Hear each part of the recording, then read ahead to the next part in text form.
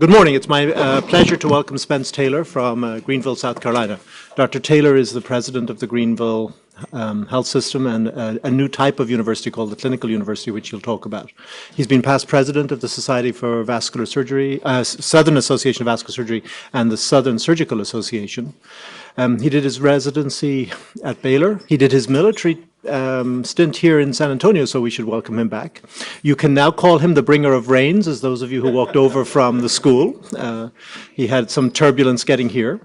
His interest is in vascular surgery and lower extremity, contributing over 125 papers to the literature. He has served as a residency director, a chair of surgery, and helped found the medical school in Greenville, South Carolina. And some of his talk there will give you some insights in the trials, tribulations, and successes of getting that done. You'll notice he wears a bow tie. He's a Clemson Tiger through and through for the entire family. And Richard Dimbleby, who was one of the greatest interviewers, said, the reason I wear a bow tie is the line stops here. So you need to look at my mouth and listen to what I'm saying. And what I want you to do is do that with Dr. Taylor, because he imparts a significant amount of knowledge in a short amount of time. Please welcome Dr. Taylor to UT San Antonio.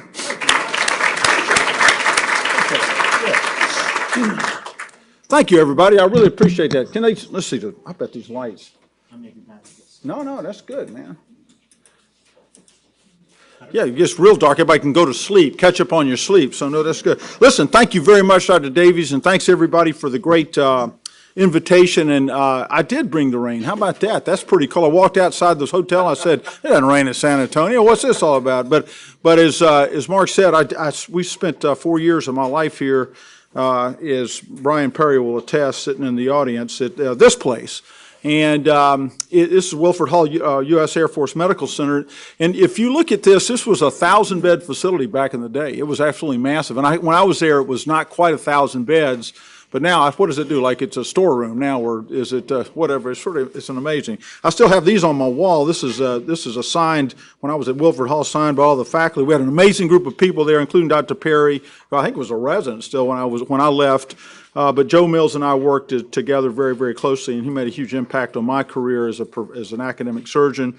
And then, of course, they give you this neat plaque where this flag's been flown over Wilford Hall. So we love San Antonio, Texas, and we had a child born here, and it's just really good to be back.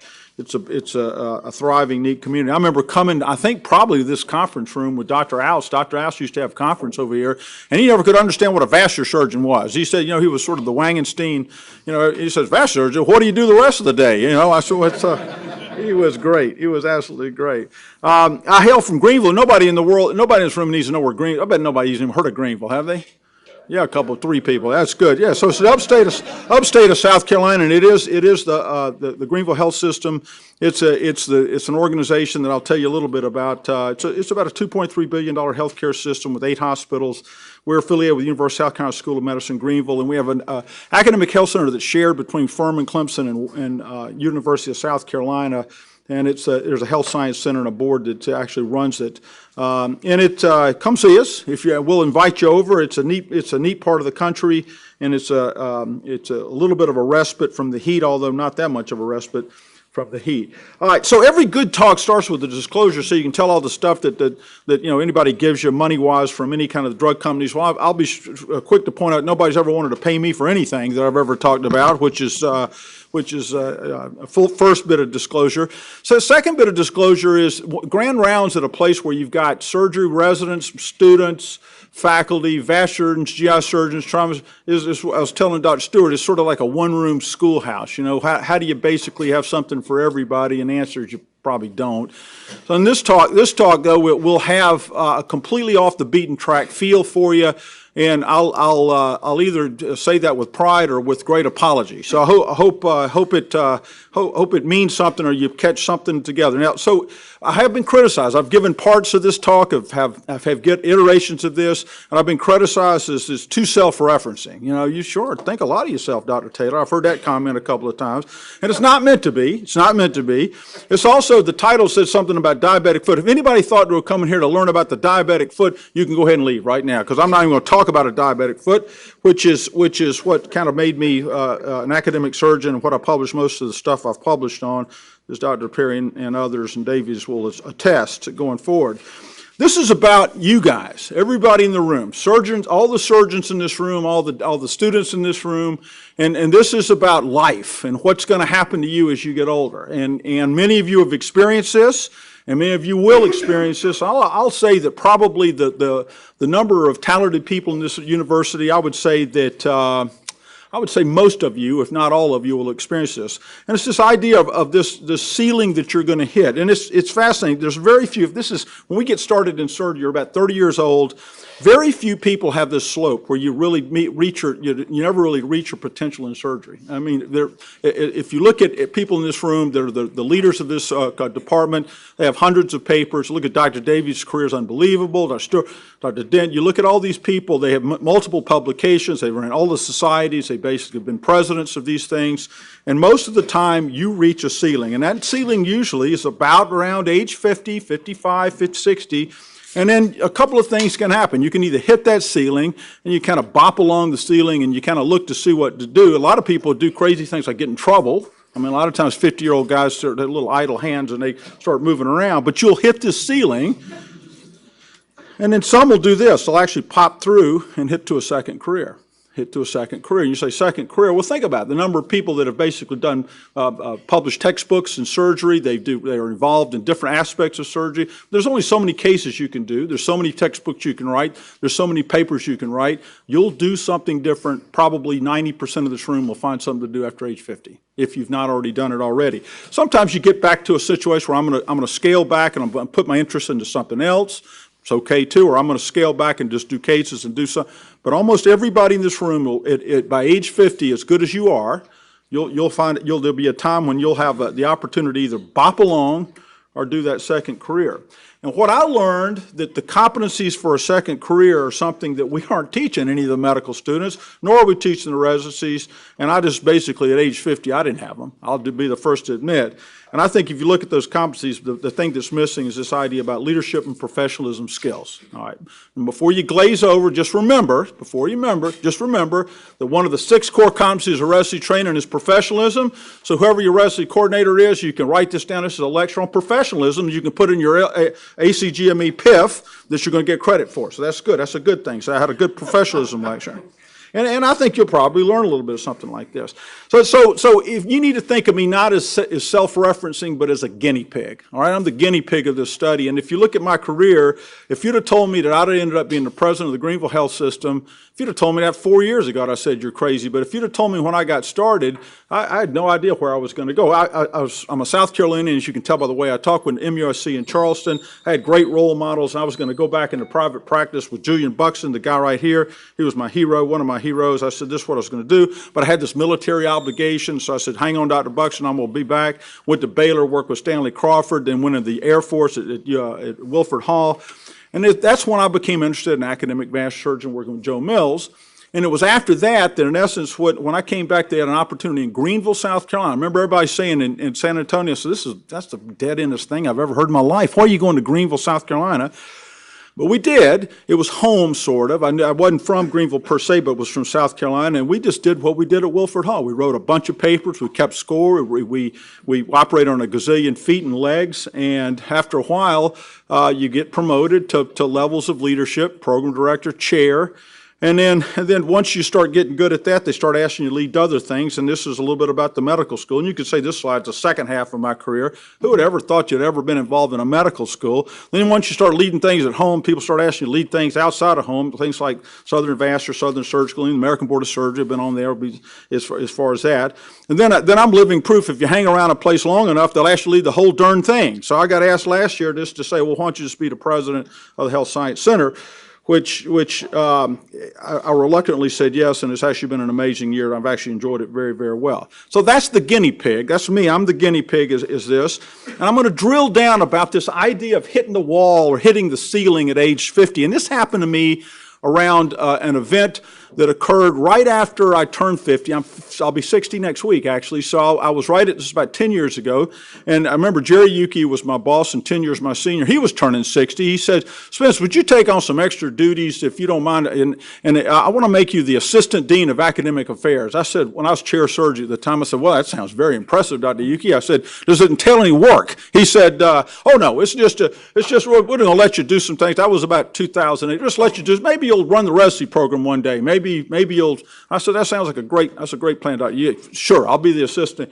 Well, about a year later, somebody says, you know, we have the makings and probably the ability to have a medical school here in Greenville. And we need to really start drilling down on this, and we need to get some people. Who's the associate dean for academic affairs? Well, it's Taylor. Next thing you know, I got enthralled in this to look at building a 4-year medical school in Greenville, South Carolina. I have absolutely no knowledge of medical schools. I can't even hardly spell medical school. I went to medical school. That was my qualification. Went to medical school, and we'd basically taken care of medical students, and we'd recruited them for residency, but that was about it. And they said, go get it, Tiger. You go see if you can build this medical school. And I'll never forget, I reached out to Eddie Floyd, who's a vast surgeon in Florence. Some of you may know him. He's on the Board of Trustees of the University of South Carolina. He's a political animal. And so he said, listen, I'll go talk to Harris Pastidius, president of USC, my boss. If you go talk to Mike Reardon, who was my boss, and we'll see if we can get him interested in a medical school. This was 2009.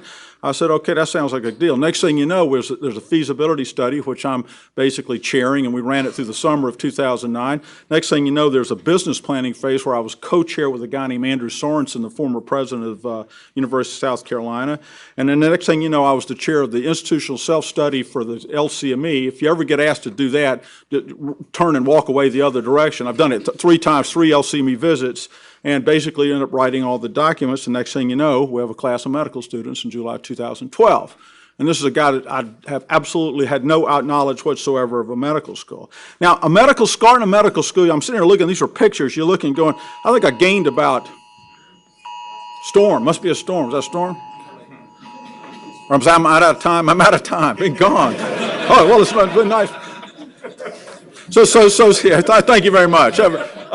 Come to Greenville, come see us. So starting a medical school, I looked as I said, I remember I've never worked so hard in my life, and you take these pictures and you look, all I did was sit on my rear end. I must have gained about 30 pounds. But let me tell you, you're going through 1,000 details. Think about a medical school. How many deans you're going to have? What's your mission, vision? What's your student affair? How many students you're going to have? What's your student services look like? Do you have any student services? What happens if they have academic unsuccess? What's your curriculum? How about faculty? You got faculty appointments? Is it going to be tenure track, non-tenure track? What's your unit criteria for promotion? Every friggin' what about the money? What's your 10-year projections going for? How's your library? How's your how many books your library has? How about your student? What about your student safety on your campus? What are your facilities? What's your facility plan? I mean, this goes on of thousands and thousands of details. And although you look at the whole 3 or 2 years I was doing this, you think I'm getting fatter and fatter and fatter. But this is what you produce. This is the documents that you have to submit to start a medical school from scratch. It was only 8,000 pages, and it was a whooping for the perspective of as chair of surgery. I started doing both, and about halfway through, it became pretty obvious I had to step down as chair of surgery with really no guarantee of a job. At the end of it, Jerry Yuki was always going to be the dean, and I was going to be the deputy dean. But they just said build a medical school, and we built the medical school. Now, the interesting thing about the medical school is I look back on it, this was my ceiling and this was my inflection point. This is where I went from being a chair of surgery that had published a bunch of papers, had done a bunch of cool stuff, and then boom, created a second career.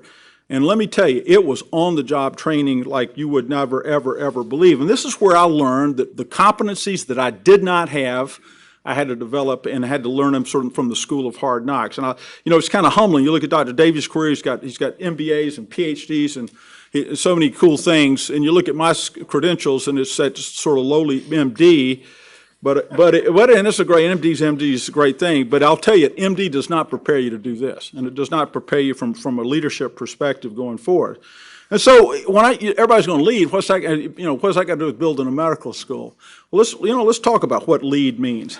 All right? And this is what leaders do. And this is going to be the theme of the rest of this talk is what do leaders and professionals do? And I know a lot of people are going, what does a professional have to do with leaders? We'll talk about all this. They drive change, they develop buy-in, and they take and manage risk. And the anchor of all of leadership, I have come to learn and truly 100% appreciate, is this idea around consciousness. And this consciousness is this innate ability to stay present and to basically be in the moment and to basically don't be influenced by what happened yesterday or what's going to happen tomorrow or how bad I did yesterday or how bad I'm going to do tomorrow, and just stay present, stay focused, and to be totally self-aware of how you're showing up in the world and how the world's showing up around you. And that sounds so easy, doesn't it? It sounds so easy. And if you talk to professional athletes, that's why the guy that basically made a double bogey on the hole previous could make an eagle on the hole the next Jordan Spieth. They stay in the moment. They don't let the hole beat you twice. You hear it in athletics all the time. Or the guy that basically missed 3 field goals and then makes the game winner at the end. Stays just in the moment. Don't let anything in the past bother you. Just stay completely in the moment and don't let it get to you. That's the idea of consciousness. And when you look at consciousness, it is the hub of 3 things that we're going to talk about. It's called caregiving, professionalism, leadership, and this idea of self-awareness and consciousness. You say, well, professionalism, I don't know about that. Caregiving, you're leading patients all the time. The best patient practitioners that I know are great leaders. They can convince their patients to stop smoking. I never could do that hardly, but in essence, they're acting to actually change behavior. You're coaching, you're turning these people. So leadership at the bedside makes sense. And leadership is leadership. To lead something makes sense. But what about professionalism? And if you look at leadership, it is like the key hub. If you buy into the concept that the greatest leaders were people that didn't have titles, and I do, lead through influence, just because you have the title of chair of surgery doesn't mean you're a great leader. I'm not going to pull on, but sure. Let's just because you have the title chair of medicine doesn't mean you're a great leader. I mean, we all know people that have had great titles, but it just said, God, this guy's struggling, this gal's struggling, this guy's, I wouldn't follow this guy to the Starbucks, much less to, some major initiative. And we also know people that have never had a title that are amazing leaders, and some are listed right here on this page, from Martin Luther King to Jesus Christ to, all the way through. I mean, you do not need a title to lead. You're either a good leader or you're not a good leader, and you develop those titles. And if you look at this and you think about, well, what do I lead if I don't have a title? Well, you start by leading your peers around you, maybe a work group. You start by leading your family. Then ultimately, the fundamental units, you lead yourself. And if you think about this, the fundamental part of leading oneself is self-mastery or professionalism. And that's what professionalism is the ability to lead yourself, this idea of high self-mastery going forward. Interestingly, most people have no clue what I'm talking about. Totally, I didn't. I had no idea what this was. Absolutely, insanity. And most go through sleep totally unaware of their unawareness. And this you have no idea that you're completely unconscious in life, and most people go through completely asleep. And it's just sort of the way it was. And this happened to me. This was during the medical school process. Mike Reardon was my boss, and he was an incredible supporter. And when he came on, he was committed to try to develop some physician leaders, and I thought he was half crazy. I said, well, he said, I need you to be thinking about awareness. I want you to get involved in this. You need to understand. And he had a similar conversation when I'm having. I thought he was a complete nut. I said, oh, yeah, okay, Mike, sure, whatever you say. And he introduced me to this guy. This was Jim Dethmer. He's an awareness expert, and he's based out of Chicago where Mike had been, and Jim's he's a star player. And he said, well, Spence, let's talk about consciousness and this, that, and the other, and I was involved in sessions. And I kept thinking this is often, Reardon would come to me, how's it going with Mr. Dethmer? You learning about that awareness? I said, oh, it's going great. I had special sessions with Mr. Reardon. I had dinner with Mr. Dethmer. I had breakfast occasionally. I had all kind. I was just thinking, this is absolutely killing me, but if this is what you got to do, this is what you got to do, as I went through. And consciousness with surgeons is just kind of this big heart center thing. And so for me, it was the chair of surgery. It was sort of rough and tumble meets warm and fuzzy. I never ever really connected with this guy, thinking I thought he was a complete friggin' nut. But it was only when I started the medical school, when this was Andrew Sorensen, who was the former president of the University of He is a man's man and an incredible great leader, and he was putting up with me as I was walking through. And one day he came to me, if anybody's ever been involved in the LCME process, you have these committees. You bring committees in and you're driving, you're bringing problems to them, and you're solving problems, and you're moving through, et cetera, et cetera. One day Sorensen comes to me and says, Taylor, He says, let me tell you, you lead like a band leader. He said, you're out in front, you're shutting everybody off, you're scaring people to death. You're getting stuff done, but you're completely shut. It's not what you're doing, it's how you're doing it. And you don't need to be a band leader. You need to lead like a shepherd. You need to lead. And I said, Dr. Sorensen, I can't, we got things to do. He says, no. You need to lead like a shepherd. Now, I'll never forget, he had a session. If it's all possible for you to shut your mouth for 1 hour, can you shut your mouth for 1 hour? Yes, sir, Dr. Sorensen. You sit over there, I'll show you how to do this. And he brought a group of people in, and it was like, we're looking at student services or something, and it was like 3 obvious answers, and you got this group, well, what do y'all think about this? I'm going, all right. And Sorensen sat there and he was listening and had these people and he said, what do you think we ought to do about this? And somebody did some bogus something over here. So, oh, that's very interesting. I was kind of rolling my eyes. And somebody over here said some other answer. Oh, that's very, finally somebody in the back got the right answer. And I listen and he goes, well, that's interesting. And then he talks a little bit, stands right up, writes the right answer on the whiteboard. Gets back down, goes to the next question, gets the discussion. Somebody gets the right answer, writes it on the right whiteboard. And then finally somebody gets some answer really hadn't thought of that was actually a pretty good answer, writes that on the whiteboard. Walks out, everybody after 1 hour thought they'd made this massive contribution to the new medical school, and he turns to me and says, boy, that's how you lead like a shepherd. And I said, well, that's pretty amazing, Dr. Sorensen, but we still, he says, listen, buddy, I just really don't think you have any awareness how you're showing up, do you? And I said, awareness? Where'd I heard that term before? I said, that's kind of interesting. I thought that was my boy, Mr. Deathmer.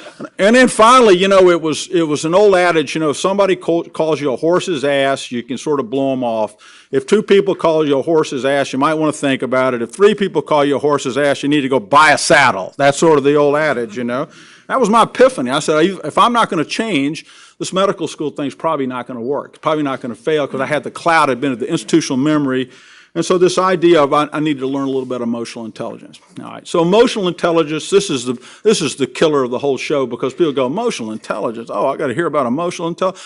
Well, emotional intelligence is something that probably nobody in this room, or I shouldn't say that, probably several people in this room don't really have a great appreciation of it. Let me just give you a couple of basics, and then we'll kind of move on. Emotional intelligence, the reason I don't know anything about emotional intelligence or didn't get invented until about 1995. Nobody really knew what it was this idea of the emotional brain running behavior.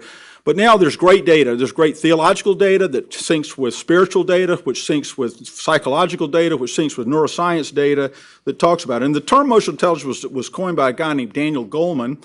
And he even noted, if you look at Einstein back many years before this, he noticed that there was a problem, that 1 over knowledge equals ego. People, big egos, whatever that is, are people that end up not being very good at what they do. Now, they weren't smart enough to understand all this, and we've made huge advances in terms of understanding what emotional intelligence is.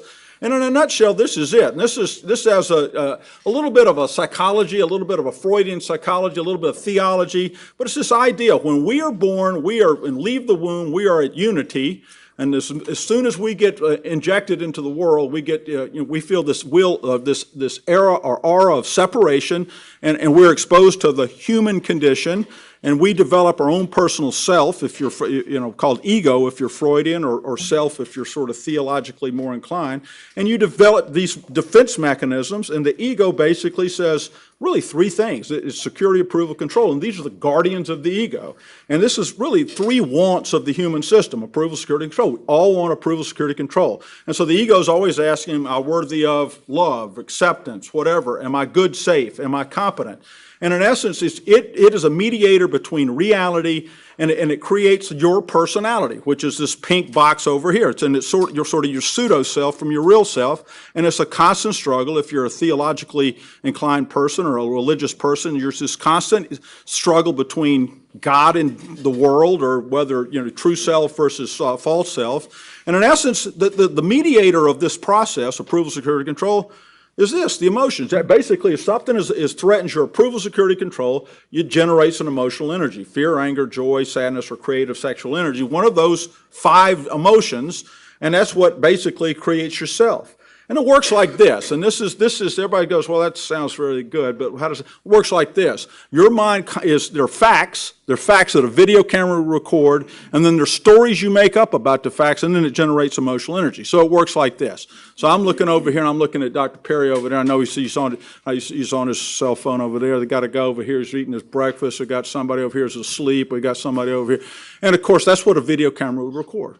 Now, the story I'm making up is that I'm completely lost this audience. I know Brian Perry, he would never use his cell phone during this, and this person is more interested in breakfast. I've completely lost this audience, and I'm fearful that poor Dr. Davies is invited. He's never gonna invite me back again, and it modifies my behavior. Maybe I'll stop now and just move on to the next thing. It modifies your behavior.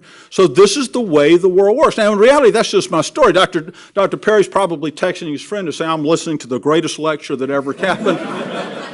Or the person over there is diabetic, having to get their breast because they're getting ready to lose their blood sugar and scared they're going to miss the rest of the lecture. I don't know. You know, these are just stories that I create, but it drives behavior, and this is the way the whole psyche of it that we're generated works.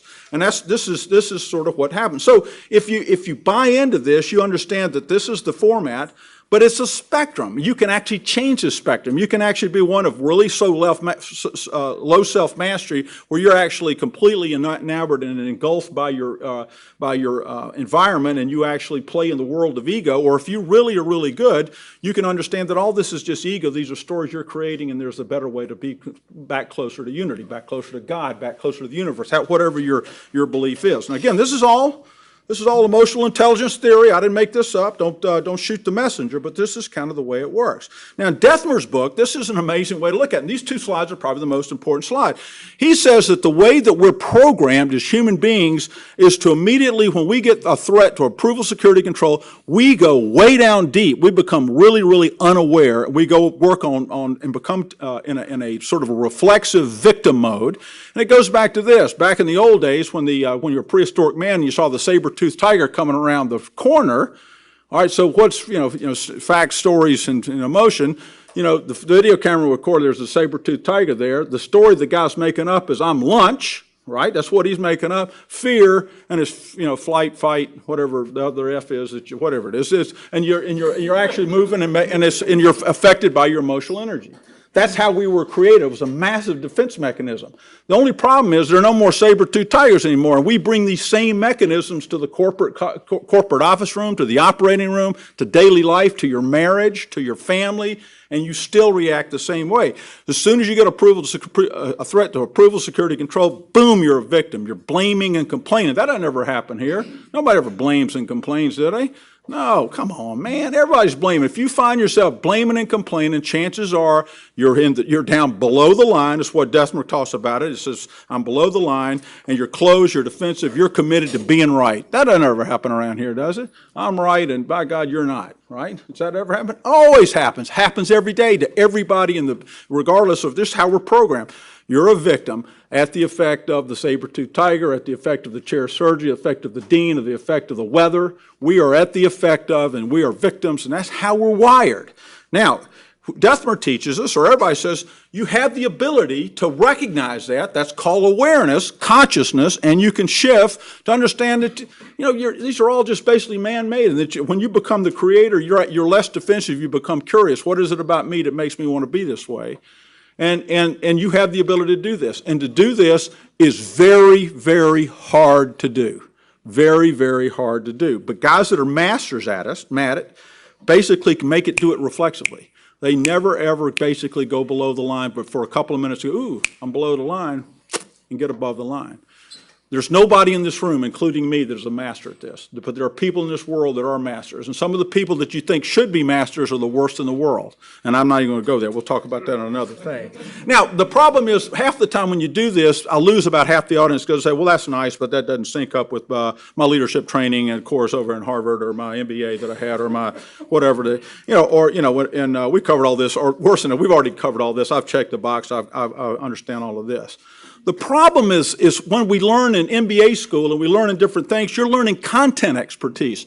This is context expertise. And I will tell you this, unlike content, you will never master context. This is a journey, guys, and you'll find yourself, damn, you'll be sitting there thinking, damn, you know, yesterday I didn't do very good in that meeting because I told that guy that he was no playing nothing, and why did I do that, and what is it about, maybe I could have done that differently. Has anybody ever had that? Or what about that, has anybody ever sent an email out and then maybe the next morning you thought, oh man, I don't know if I'd have done, I shouldn't have done that. That never happens to anybody in here, right? Well, that's all emotional intelligence. That's basically being in a way that maybe I should have slept on that. We do it all the time. We start below the line.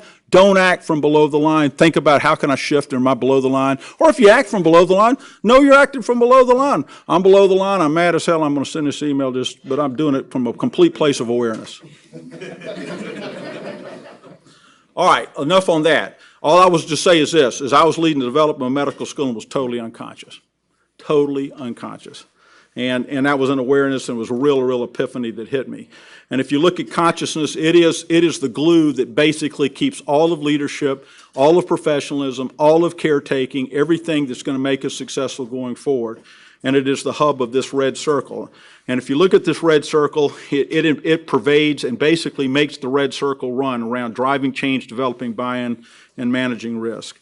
And let's start with buy-in. We'll start with buy-in. What do I mean by developing buy-in? Oh, by the way, let me just go back. Everybody says, well, I'm never going to lead anything. What's this guy's just bumping his gums? I'm tired of listening to this guy. I'm going to go whatever, go prep my patient or whatever. Listen, this has to do, remember, what's the most fundamental nature or what fundamental block of leadership? Yourself. Yourself. Personal development, this is how you should develop. This is so applicable to personal development. This is how every person, how do I basically develop myself? How do I manage risk to take that next job or to take that next move someplace? How do I basically drive change in myself? This is self-development. You're leading yourself. Everybody in this room is leadership. So with that, buy-in. And this whole idea, buy-in is about if you have somebody buying something, then you have to have somebody selling it, and you're selling this. Leadership is about selling. Selling. Communicate. You have a plan. This is it. And 75% of what leaders do is to create belief, buy-in, and it's sell. There's an old adage, the world belongs to the person who can sell it. This is my brother's business partner, and he's so right. If you can't sell it, it might as well not exist. It might as well not exist. And so basically developing buy-in is what you're going to do 75% of the time. And it looks like this. Well, I told the guy that. He just must not be very smart because I told him what to do and he didn't do it. How many of you ever had that? It doesn't work. You can't communicate. You got to communicate, make them understand, create believers. Create believers. And then this is where the consciousness comes in. There's two types of believers. There's coaches and there's heroes, and one's below the line and one's above the line. Well, you want to develop coaches. Coaches are people that create buy-in, create other coaches that basically that are around unity. If you look at heroes, that's the Cartman triangle. Ever heard of the Cartman triangle, victim, villain, hero? Where I'm at the effect of, well, Dr. Stewart told me that I was going to have this, or no, this is a better one. The American Airlines canceled my flight. Well, I'm a victim, and the villain is American Airlines, and I'm trying to hero. I'm going to try to get somebody to fix this problem for me. Dr. Stewart, nobody ever comes to you and says, anesthesia, the chair of anesthesia is a complete jerk, and he canceled my case for the 15th time. Can you get on that and see, you got to do something about that. You're a hero in the guy. As a chair of surgery, I was an official hero. That's all I did was to solve other people's problems. Well, in the real world, that's not going to ever fix anything. This is around creator. Oh, you're having a problem with the chair anesthesia? Just give him a call. Let's bring him in here right now. Let me coach you guys up so that you can figure out what's going on. You're going, that doesn't really happen in the real world, does it? That's called being above the line versus below the line, because 95% of the time, 95% of the people are below the line and stay below the line. Hell, I ran the whole department of surgery, a $100 million business from below the line for 10 years and had no idea. It was only when I built a medical school that I knew what I had to do something different. Absolutely amazing. And surgery, that's where Machiavelli is our patron saint, right? It's better to be feared than loved. It's just the way we operate, it's the way we roll. And again, when we talk about developing buy-in, leadership is about developing new leaders. Dr. Stewart, when he gets up in the morning, Dr. Davies, when he gets up in the morning as a leader, all you're doing is developing leaders, coaches. That's all you're doing. You're not managing the operating room. You're managing leaders who manage processes. That's what leaders do. And that's what you do as an individual as well. Change. Change just as, master leaders are master change agents, and this is an equation that's, a lot of different things on the internet you can read about this. This is the change equation. I think it's a good one. It's vision times dissatisfaction plus first steps. If it can overcome resistance, you'll get change. You'll get change. And so what does that mean? Well, Dr. Taylor, I've decided, by God, I'm just so friggin' fat, I can't get in my shorts. I need to either get bigger shorts or lose weight. All right, so then you get this big vision. I have this vision, I'm going to run the New York Marathon, or I'm going to look good on the beach this summer. And the first step is, well, I may stop drinking craft beer. Ooh, that's a scary thought. And if you can just take that first step, that's the overcomes resistance, make it happen. The classic is Martin Luther King. I mean, what an amazing guy. He had a great vision for an oppressed people in this country in the late 50s, early 60s. He had that was the dissatisfaction. The vision was to have equity among all of his people. First step where he made some peaceful marches across bridges. Now, but next thing you know, there's voting right acts. And if you as a leader don't approach change in a systematic way like this, you're not going to get it to happen. It's basically dissatisfaction. What's the dissatisfaction? Plus times the vision, plus people have a lot of vision, people have a lot of dissatisfaction. That's called being below the line, bitching and moaning and blaming and complaining. But it's about first steps. Are you going to do something about it? And if you can overcome the resistance, that'll drive change. Now awareness happens to be with this too. You got to understand the value of the resistance, and you got to understand the vision. And if the vision is about you being right, that's a problem. Or if it's a situation where the resistance is so great that nobody's following you, you got to be aware of who's following me, who's not. Nothing's more discouraging than the great leader that's walking and he looks behind him, there's nobody following him. So you have to have great awareness around this, and this idea of being right replaces the vision. It's a matter of, I'm going to get this thing done because I want to be right. Get curious. Why are you trying to be so right? It's not about being right. These are things around change. And then the last topic to hit on for the last part of this is risk. Great leaders, great personal leaders that manage themselves and manage people, take risk. And what I mean by risk, calculated risk, the risk that's going to actually change themselves and move things forward. And so good leaders, if you look up and if you Google it and you look at what leaders do, they're master decision makers. You make decisions every day in your life. You make them for your family, you make them for your peers, you make them for your departments. And every time you make a decision, about 95% of them are very minor decisions. You're just making them like this because you're a master decision maker. But every single decision carries some risk, And so what's the issue around risk? Well, if you look at master leaders, they don't just do elective decisions, these minor decisions. Master leaders do what they call elective decision maker. And I'll define elective decisions as decisions made by choice, motivated by instinctual, intellectual, or empathetic awareness of something trying to merge that's really big for us. So let's start a medical school. That's a really big idea. Or let's start a residency training program. Or let's add the fellows to. These are really big ideas, and they all involve risk. And that's an elective decision, not a non-elective that you make every day. And there's a difference. And the difference is this idea of destiny. And everybody goes, oh, geez, man, this guy's really getting nice. Wigged everybody out with this term. But hang with me for 2 minutes. All right, now this is Dethmer's above and below the line. This is a situation where if you're below the line, you're reactive, you're focused on yourself. Above, it's about how you're creating your world. Dethmer puts it in boxes, actually, in his book. And he calls it about the to me, the victim mentality versus by me. Well, there's another one. It's called through me, and it's this idea when you're in a state of great awareness, you have the ability to understand what really cool things trying to emerge through us, and am I willing to take the risk and take the next step to make that happen? And that's what we mean by destiny. Now, everybody gets wigged out destiny. Don't get wigged out on destiny. Destiny simply is defined as a course of predetermined events in which one chooses to help shape. A course of predetermined events with one he chooses to help shape. Your children are destined to sleep till 10 in the morning, and you choose to help shape them by waking them up to get them to school so that they're destined to become good citizens. That's what destiny's all about. It's another one. This thing right here is a desert. I think this is actually an African desert, but it's the only one I could find on the internet. This one's in Arizona, though. Somebody basically said, I'm going to intervene on this desert, and I'm going to make it into a golf course. It's predetermined events in which somebody chooses to help shape that alters the outcome. And if you basically quit alternate, it turns right back to a desert, right? That's a great example of how destiny works in people's lives. And if you look at the destiny model, this is a really basic model as it pertains to individuals taking the risk, which is always the hurdle. And it's this idea there's a predetermined course of events and it's going to have an outcome, right? That's just, we already know, that's the desert, that's your children sleeping, whatever it is. You choose because you are a master decision maker to intervene and to take the risk. And two things are going to happen. First, there will be an altered outcome, no question about it. Something will happen, something will change. And the second thing will happen, it will affect you. It will affect you. And it'll have some personal growth aspect, but it'll also have some outcome association. And when I say this, if something works or it doesn't work, you're going to be the person that gets credit for it. Am I not right? So the problem with outcomes is by nature of their label. Well, it was a success, it was a failure, it was whatever. And the problem with outcomes is they're judged.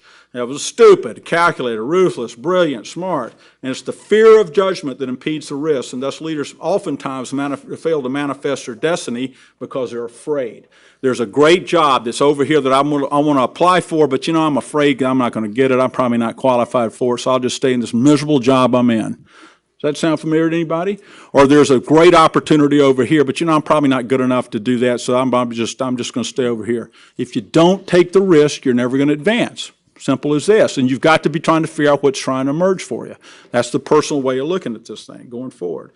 And so if you look at this, destiny, this idea of failing, you never fail. Things turn out with destiny. The events are neither success or failure. They just are. Things turn out exactly the way they're supposed to be. And if you look at this idea, it's just amazing how we beat ourselves up. So well, if the fact is I was never qualified for that job, and the fact is I shouldn't have done this, and the truth is I'm just meant to be a sorry whatever I am all my life. Well, those aren't facts, those are stories. Remember, you make up stories, those are stories, and those aren't truths. There's only three inarguable truths: your thought, your feeling state, and your body sensation. Everything else is highly arguable if you look at morality. And so really, this is the last box that Deborah does. There's no such thing as wrong and right with ego morality, or good or bad. Things just are the way they are. And that's the way you got to look at it. We are the ones that put the labels on them in most times. And so risk is one of these things that great leaders take, and fear is the impediment, and you just got to remember that there's no right, there's no good news, no bad news, just news. We're the ones that make it. There's three umpires. The first umpire, they said, what do you do? Well, they're balls and strikes, and I call them as I see them. Second umpire said, well, they're balls and strikes, I call them as they are. The third umpire says, they're just pitches until I call them a ball or a strike. And it's that third umpire that's totally aware and totally above the line. Big, big, big, big difference. All right, I'm almost out of time. I'm going to finish with a story. And it's a story of failure and personal failure. And has anybody in here failed at something? I mean, I'm not saying like you just didn't get your parking place this morning, but yeah, a couple of people. Nobody else has failed, huh? Nobody else? Yeah, okay, good. How many people that have failed consider it to be one of the best blessings of their life? Yeah, you learn from it. Right, good. All right. Well, this is a story about failure. And this is a story about Jim Barker. Jim Barker is president of Clemson University. Jim is a dear friend, a dear man, had been president for 14 years, was very close. He was instrumental in helping with the medical school, even though it was a USC medical school. He was instrumental in the Shared Academic Health Center, and just a dear man and a good human being of a place I love, Clemson University. And if you don't believe I love Clemson University, I love Clemson University. I went to Clemson, my wife went to Clemson, my brother went to Clemson, my twin sister went to Clemson, my younger brother went to Clemson. My 4 children went to Clemson. My brothers, all their children went to Clemson. Everybody, my father went to Clemson. Everybody went to Clemson. We live at Clemson in the fall. We've had a really good year. I'll bask in the glory. Go Tigers. Well, April 2013, this news comes on. President Barker is getting ready to step down as president. And I remember thinking, that's not good, because he was such a great stalwart for what we're trying to do over at the medical school. And I thought, well, this is going to be something to see. Well, about a week after this article, I get a group of people that come see me and say, Spence, we think you ought to run for the president of Clemson. I said, I have absolutely no credentials running for the president of Clemson. I'm not qualified. No. We know for a fact they're looking for a non-conventional candidate with great Clemson ties, and there's no internal candidate. We know, we have it by authority that that's what we are encouraging. A week later, I get a letter nominating me for the presidency of Clemson. I get a second letter nominating me for the president of Clemson. So 2 letters. So the next thing you know, I'll go to Hal Clyburn, who's our governmental affairs guy, and I say, Hal, what do you think? He said, I think it's a long shot, Spence, but let me go see. And he calls up and he puts me in touch with two people on the search committee unofficially, you know, these politicos, this is the way it works. And the guy that was, one of the guys was the more senior of the two, befriended me. He was on the board of trustees at Clemson. He was sort of an inside. I went to go meet with him, and he says, I like what I see. This is really good. So, you know, she said, well, I think you ought to stay in. You've been nominated. Let's see how this thing plays out. Well, there was sort of a first round of interviews that happened sort of on the phone, just like anybody in this room's ever gone for a big job. Then there was airport interviews in Atlanta. Boom, the next thing you know, I'm in the final three. I'm thinking, wow, this is something. We have an interview in Greenville with Marie, my wife, with other wives. We're down to maybe it was 4 down to, anyway, final 3. So at that point, if anybody in this room's ever had a situation like this where you've got a major job that you're thinking about changing, man, you got to get ready. I thought, oh my God, I may get elected to this job. So I became an authority on higher education, on land-grant universities. I was thinking about what's the plan to scale down my practice, what am I going to do with the clinical university, how am I going to do, I mean, mentally and physically and spiritually in an organization, I'd become the president of Clemson University. I mean, I was ready. I had to be ready. Well, the eve comes before the on-site interviews. This was it. We're going to bring the 3 candidates to Clemson, and they're going to bring it in. And I got a call from my friend who'd been the trustee that had been my advisor. He said, Spence, let me give you a tip before just if you want some advice. I said, yeah. He said, listen, I wouldn't wear the bow tie. You need to wear a straight tie. I said, oh, okay. Well, that's interesting. Yeah, well, thanks so much for that tip. I remember thinking. Well, there we were in Greenville, South Carolina, the day of the interview.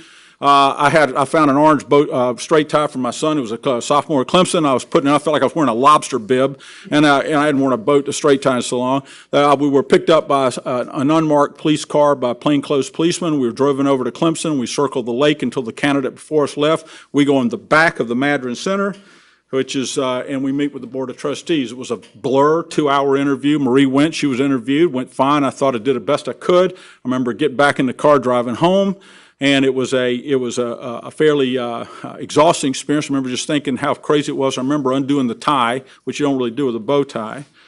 Well, retribution came pretty quick. I remember getting a call the next day from my friend, the trustee. He said, Spence, listen, I want to tell you how much we appreciate you. You really did an amazing job. You really did. He said, it's just incredible. But you're not going to be the next president of Clemson University. He said, we're going to go in a different direction, but I just want to let you know we really appreciate your service and we loved all you did, et cetera, et cetera, et cetera. And they named Jim Clements, who was a terrific guy, who had been the president at West Virginia and is a dear person. I was crushed. I remember thinking, this organization I loved and have given all this energy and time to, and I thought I was going to get the stupid job. And I thought, God, man, what? And I know 1,000 people in this room have been in the same situation. Some job you apply for that you really didn't get. But I said, all right, I'm going to try to stay above the line, get curious, what's trying to happen. And I'll never forget, it was about, I don't know, 2 weeks later I get a call, and it was from my friend, the trustee, but this time he had nothing to do with the president of Clemson. He says, you know, we've gotten to know you pretty well, Spence. You know, you've talked about this idea of starting a nursing school. He said, well, he said, let's talk more about that. And the next thing you know, one conversation led to another, which led to another, which led to a relationship with the president of Clemson, which led to about a year ago an announcement that we're building a nursing school with Clemson University, hooked to the University of South Carolina School of Medicine, that in essence is a 90,000 square foot building with 200 nurses a year. And then that's when it sort of dawned on me. Maybe my destiny was never, ever to be the Clemson president, or the president of Clemson University, but my destiny was to somehow get involved in this organization to understand the leadership and actually to be able to build a nursing school that will actually finish nurses that will help save patients generations after I'm